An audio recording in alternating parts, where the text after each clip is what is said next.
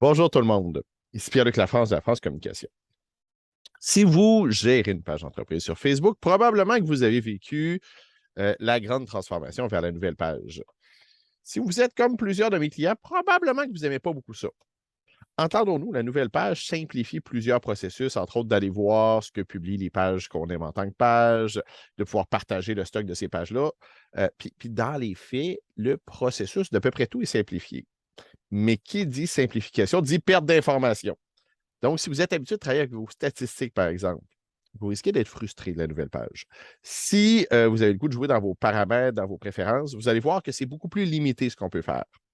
Un des plus gros inconvénients de la nouvelle page, c'est que c'est créé comme si la page était un individu. Donc, il y a nos films préférés, nos livres préférés. Il y a plein de nouveaux onglets qui viennent de s'ouvrir qu'on peut fermer, mais entendons-nous, qui n'ont pas très rapport.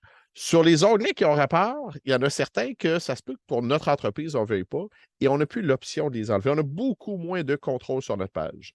Donc, si jamais vous trouvez la situation frustrante, sachez que c'est possible de revenir à l'ancienne version. C'est quoi le piège? Quand on retourne dans l'ancienne version, on perd toutes les publications qu'on a faites avec la nouvelle version. Donc, il faut en avoir conscience.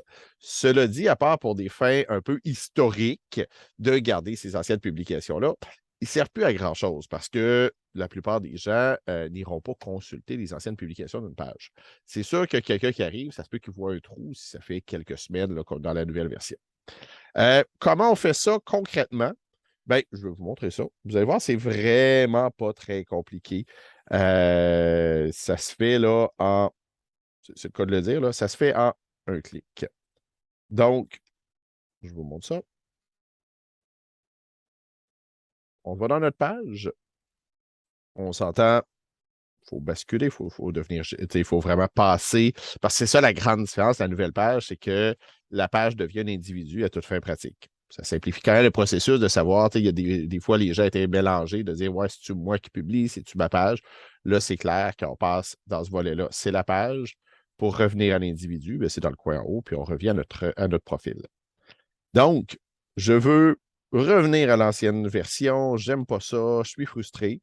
Ben, je peux aller 3 petits points ici, dans le haut de ma page, et je vais choisir l'option passer aux pages classiques. Quand je fais ça, il va me dire, OK, il faut que tu aies conscience que tu vas perdre l'information, que tu vas avoir. Une fois que tu as compris, tu vas continuer. Ce qui va arriver un peu plus tard, c'est qu'il va quand même t'envoyer un backup, t'envoyer une copie de ce qui a été publié, que tu peux garder. C'est réversible, il y a moyen, on pogne perd, on se dit, hey, il y a trop d'informations perdues, on peut revenir à la nouvelle version et le contenu va réapparaître. Donc, vous avez besoin de trucs, de conseils, de façon d'être plus efficace sur vos médias sociaux. N'hésitez pas à communiquer avec moi. Pierre-Luc Lafrance de la France Communication.